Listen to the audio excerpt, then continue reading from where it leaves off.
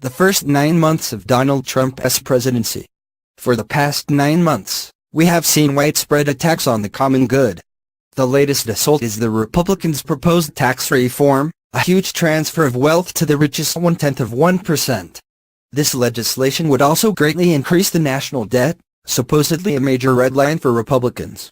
In addition, President Trump continues to 1. Slow action on climate change, 2. Support fossil fuels, and 3. Weaken the protections of clean air, water and soil. Trump and the Republicans have repeatedly tried to repeal the Affordable Care Act. Their repeal would have eliminated coverage for millions while increasing costs for millions more. Trump now is using an executive order to withhold subsidy payments, harming more Americans. White supremacists, especially males, believe they have support from the White House.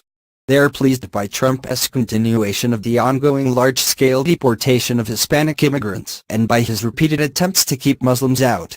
The U.S. spending on the military was already out of control, and the Pentagon cannot account for over $6.5 trillion.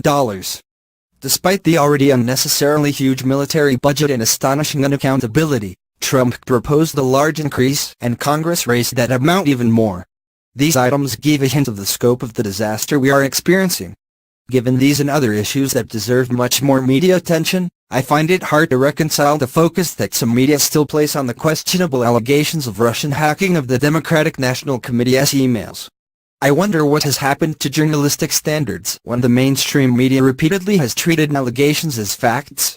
U.S. intelligence agencies and others have searched for proof of this Russian hacking for well over a year.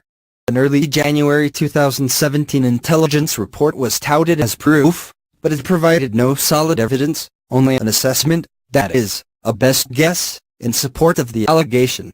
Moreover, the report was presented as being done by 17 U.S. intelligence agencies, but it was actually performed by hand-picked analysts from 3 agencies: the CIA, FBI and NSA. The Office of the Director of National Intelligence was also involved. Remember, the George W. Bush administration used bogus sources and cherry-picked intelligence to support the claim that Iraq had weapons of mass destruction. Unfortunately, the media had a vital role in promoting this disinformation. There have been numerous other highly suspect claims of Russian activity, for example, an alleged threat to the power grid that was quickly knocked down, an attempt to hack voting systems in 21 states, and the use of Facebook and other social media to influence the election and to create disharmony. Why is this unsubstantiated hacking allegation still being pushed? I doubt that it is really driven by concern about protecting our political system from outside influence. For example, Israel and its supporters have exercised undue influence on our system for decades with little concern expressed.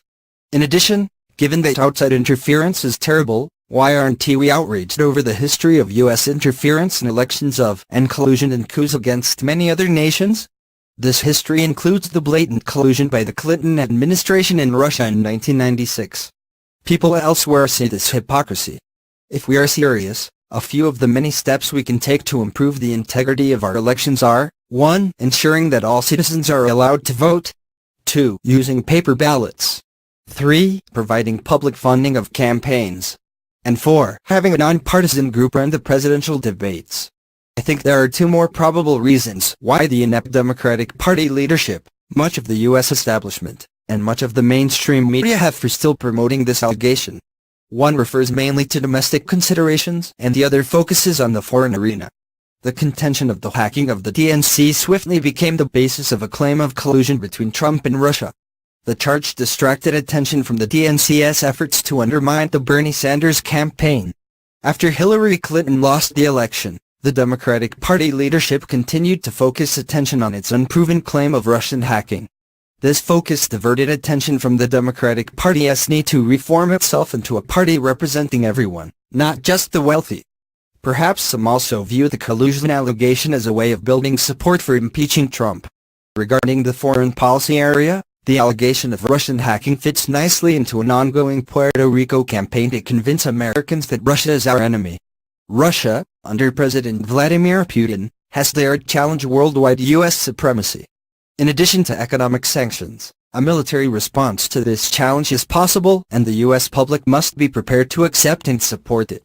If there were no Russian hack of these emails, Those creating and benefiting from this allegation while knowingly increasing the risk of a nuclear conflict are beyond the pale.